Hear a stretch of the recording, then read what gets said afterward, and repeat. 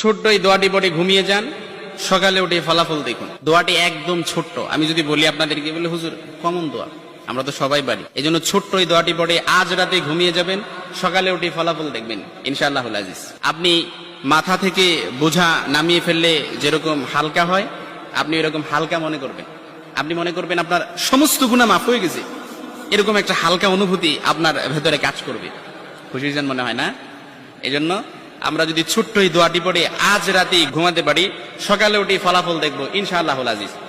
আমি যদি আপনাদেরকে হাদিসের টেক্সট শোনাই, হযরত যায়েদ রাদিয়াল্লাহু তাআলা আনহু থেকে বর্ণিত, রাসূল সাল্লাল্লাহু আলাইহি সাল্লাম বলেন, হাদিসের স্পষ্ট ন্যারেশন হচ্ছে, যে ব্যক্তি রাত্রিবেলা 3 বার এই দোয়াটি পড়ে ঘুমিয়ে যাবে, সকালে উঠে আল্লাহ তাআলা তার সমস্ত গুনাহ মাফ করে দিবে। সুবহানাল্লাহ বাড়িতে যায় বললেন। এই জন্য আজ রাতেই যদি এই দোয়াটি পড়ে ঘুমাতে পারেন, সকালে উঠে ফলাফল দেখবেন ইনশাআল্লাহুল আজিজ।